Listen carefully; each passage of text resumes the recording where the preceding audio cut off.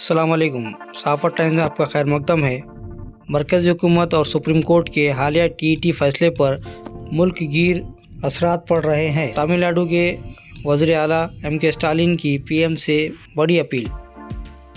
नाज़रीन, आज की सबसे बड़ी तालीमी खबर तमिलनाडु से आ रही है, मगर इसका असर पूरे मुल्क के लाखों असातिज़ा पर पड़ सकता है।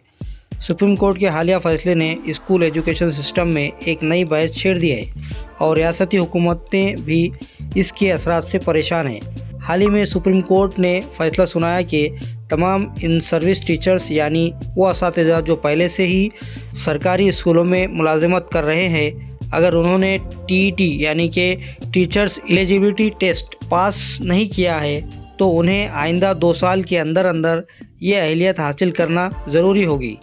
ये फ़ैसला बज़ाहिर मियार तालीम को बेहतर बनाने के लिए है, लेकिन इसका एक बहुत बड़ा मसला ये है कि टीईटी इम्तिहान 2011 में मुतारिफ़ हुआ, जबकि लाखों असातिज़ा को इससे कई साल पहले मुकम्मल क़ानूनी भर्ती के अमल के तहत नौकरी दी गई थी और यही वो मकाम है जहां से तनाज़ा शुरू होता है।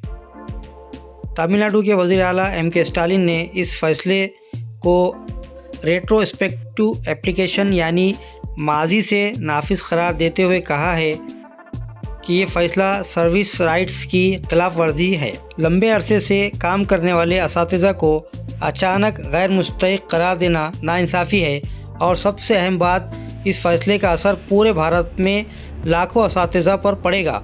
तमिलनाडु में ही तकरीबन 4 लाख असातिज़ा ऐसे हैं जिनकी भर्ती 2010 से पहले हुई थी।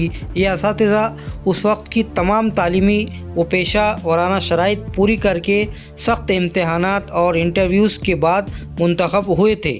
स्टालिन के मुताबिक अब इनसे एक ऐसा इम्तिहान पास करवाना जो उनकी मुलाजिमत के सालों बाद नाफिज हुआ है, ये ना सिर्फ गैर मुनसिफाना है बल्कि अमली तौर पर भी नामुमकिन है। आला ने अपनी बात में कहा है कि इतनी बड़ी तादाद में असातिज़ा को बदलना किसी भी रियासत के लिए मुमकिन नहीं।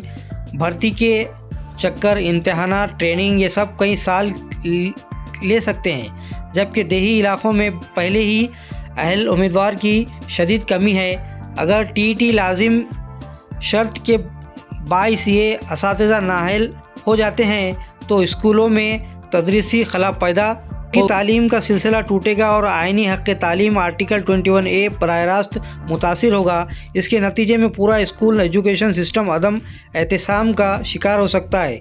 स्टालिन ने इसे एडमिनिस्ट्रेटिव इम्पॉसिबिलिटी यानी इंतज़ामी तौर पर नामुमकिन करार दिया है। तमिलनाडु के वज़ीर आला ने वज़ीर आज़म नरेंद्र मोदी की खुसूसी ख़त लिखकर दरख्वास्त की है कि RT एक्ट 2009 की दफ़ा 23 और NCT एक्ट 1993 की दफ़ा A12 में फौरी तरमीम की जाए ताकि 23 अगस्त 2010 से पहले भर्ती होने वाले तमाम असातिज़ा को इस नई शर्त से मुकम्मल तहफ़्फ़ुज़ मिल सके।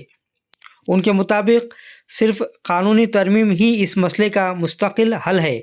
असातिज़ा को तरक्यात और ख़िदमात में तहफ़्फ़ुज़ देकर ही मुल्क के बच्चों की तालीम को यकीनी बनाया जा सकता है। आगे क्या हो सकता है? तज्ज़ियाकारों के मुताबिक इस मामले की 3 मुमकिन नताइज सामने आ सकते हैं। नंबर 1, मरकज़ तरमीमी बिल ला सकता है जिसके तहत पुराने असातिज़ा को टीईटी से इस्तिस्ना या खुसूसी रियायत मिल जाए। नंबर 2, एक नया अबूरी आर्डर जारी हो सकता है जिसमें टीईटी के लिए मज़ीद वक्त दिया जाए या शराइत नरम की जाए।